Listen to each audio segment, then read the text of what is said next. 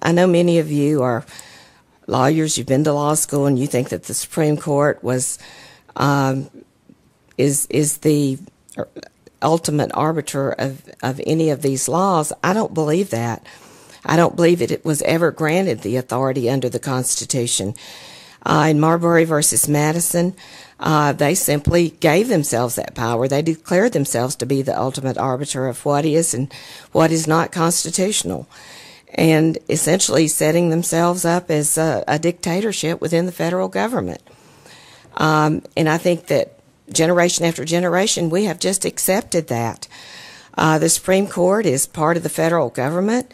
They get a federal paycheck. They're not impartial. And it will always be biased in favor of expanding its own power.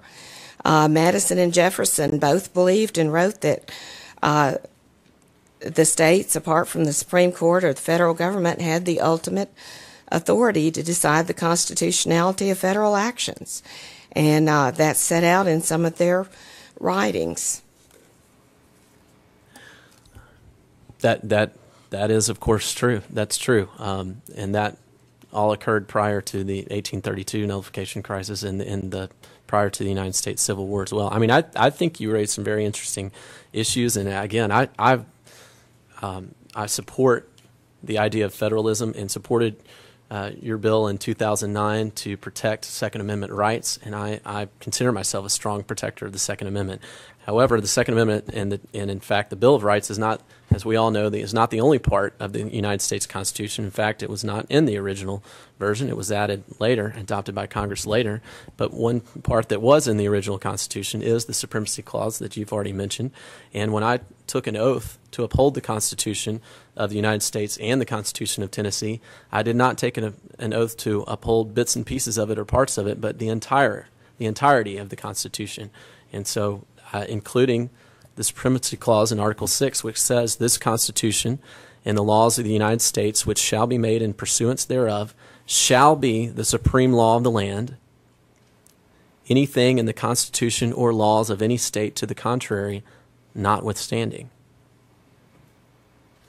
And that, to me, seems to override the particular issues that may or may not be brought up regarding the Second Amendment, or at the very least to be, as was described regarding my issue from last week, to be in conflict with. And so it would be my request that we receive an Attorney General opinion on that issue so that we would have clarity, or perhaps not clarity, maybe I should restate that, so that we could have a better idea as to what the law has been throughout the history of the United States regarding the interplay of the Supremacy Clause and any Second Amendment issues. Would you be willing to come back next week to have an Attorney General opinion on the matter?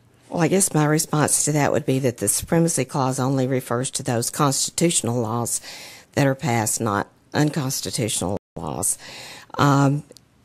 You know, many times we pass bills out of committee awaiting Attorney General's opinion, and my preference today would be to vote on this bill. And, you know, probably your opinion will come in the meantime before you get to the floor, because it does have a fiscal note on it and it has to go to Finance Committee. Senator Green. Thank you, Chairman.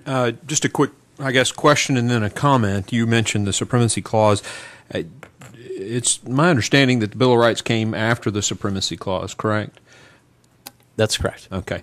So it's sort of as if the authors of the Bill of Rights are saying, you know, yes, you have a legitimate right to regulate interstate commerce, but don't infringe on this right to keep and bear arms.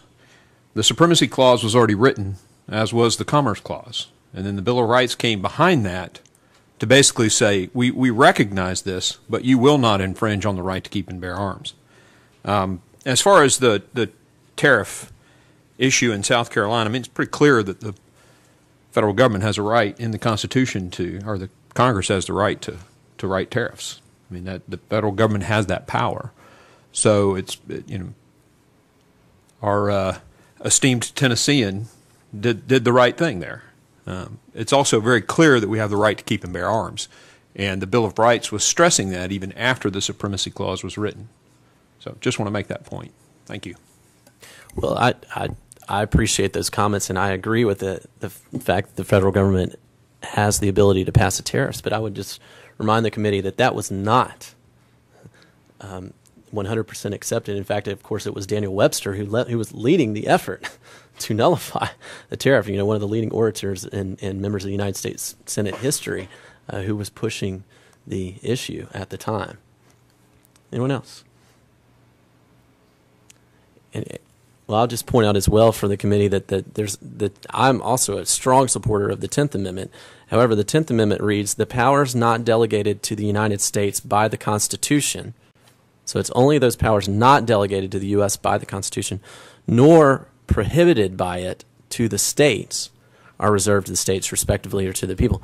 Those are, so it only speaks of powers that are not prohibited by the states. Well, when you go back to the Supremacy Clause, one of the powers that is prohibited to the states is anything in the Constitution or laws of any state that are contrary to this U.S. Constitution. So the 10th Amendment does not apply to the Supremacy Clause. The Supremacy Clause overrides the 10th Amendment.